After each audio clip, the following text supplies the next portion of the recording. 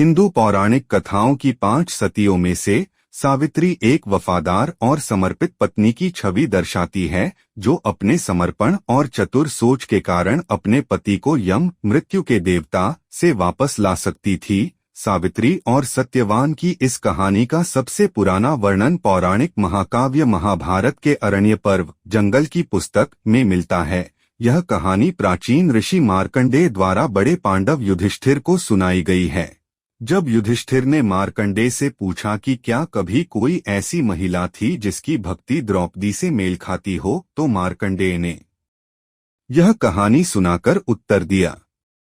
एक समय की बात है, अश्वपति नाम का एक राजा था जो मद्र के महान और गौरवशाली राज्य पर शासन करता था।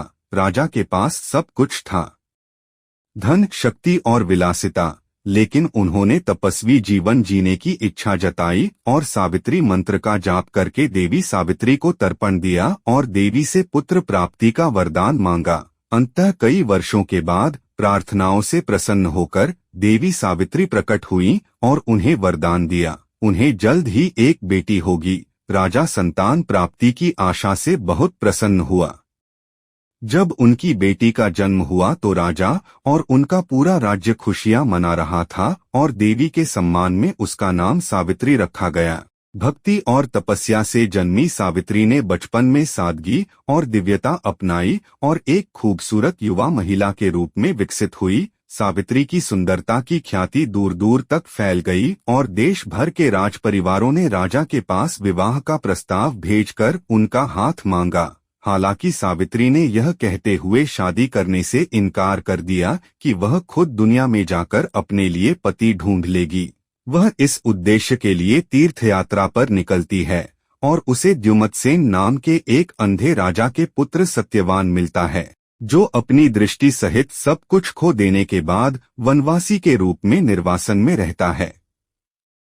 यह सुनकर कि सावित्री ने एक दरिद्र राजकुमार को चुना है, उसके पिता को बहुत निराशा हुई, लेकिन सावित्री सत्यवान से विवाह करने की इच्छुक थी। आगे ऋषि नारद जो राजा से मिले और घोषणा की कि सावित्री ने गलत चुनाव किया है, हालांकि सत्यवान हर तरह से परिपूर्ण है। उनकी शादी के 1 साल बाद उनकी मृत्यु तय थी।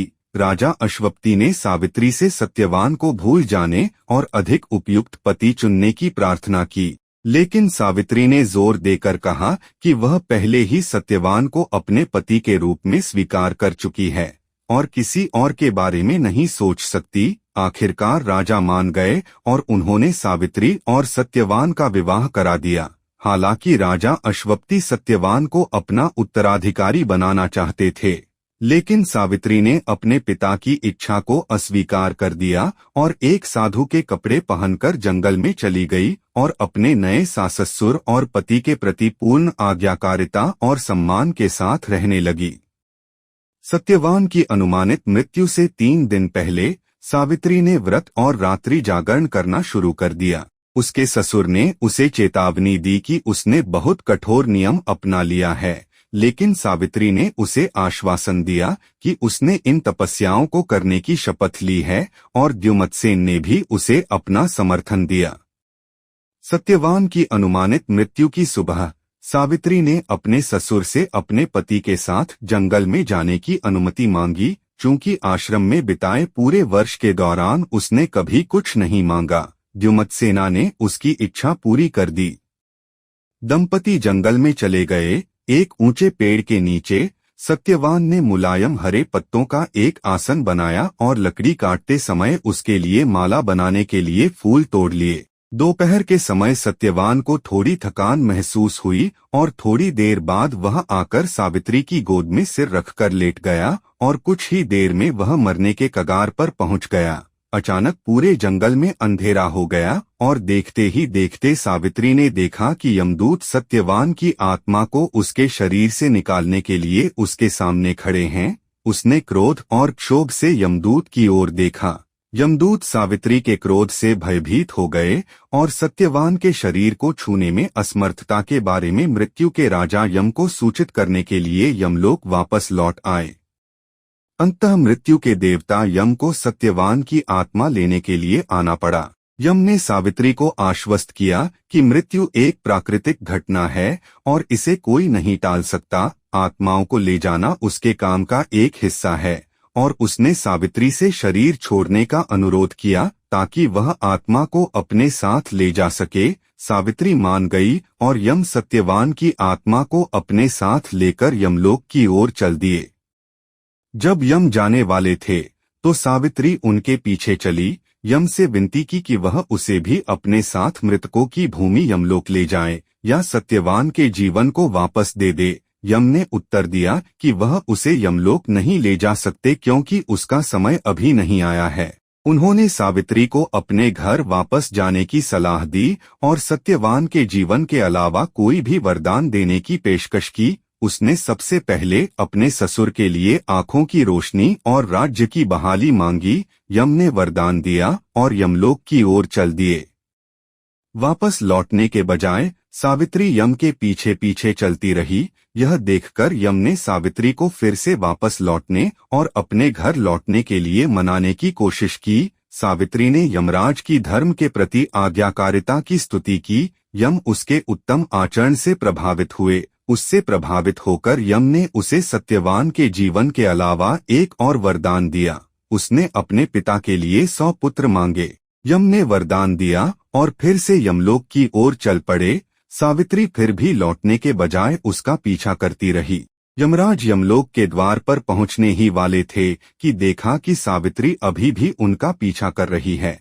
वह सावित्री के इस कृत्य से चिढ़ गए और उसे चेतावनी दी कि वह जो कर रही है वह प्रकृति के विरुद्ध है और उसे तुरंत वापस लौट जाना चाहिए। सावित्री ने यम की प्रशंसा की क्योंकि वह धर्म के राजा हैं और बिना किसी प्रतिफल की अपेक्षा के प्रकृति के सिद्धांतों का पालन करने के उनके दृढ़ संकल्प के लिए यम उसकी प्रशंसा से प्रभावित हुए और साथ ही उसके द्वारा यमलोक के दरवाजे तक उसका पीछा करने से काफी नाराज भी हुए। उसने उससे तुरंत वापस लौटने के वादे के साथ उसे अंतिम वरदान दिया। उसने अपने लिए 100 पुत्र मांगे। विचलित होकर यम ने वरदान दे दिया। सावित्री ने तुरंत यमराज से पूछा कि वह सत्यवान के बिना 100 पुत्रों को कैसे जन्म दे सकती है। वह सती है और अपने पति के अलावा किसी अन्य पुरुष से बच्चा पैदा नहीं कर सकती। इससे यम के लिए दुविधा उत्पन्न हो गई और उन्होंने सत्यवान को जीवन दान दिया और सावित्री के जीवन को शाश्वत सुख का आशीर्वाद दिया।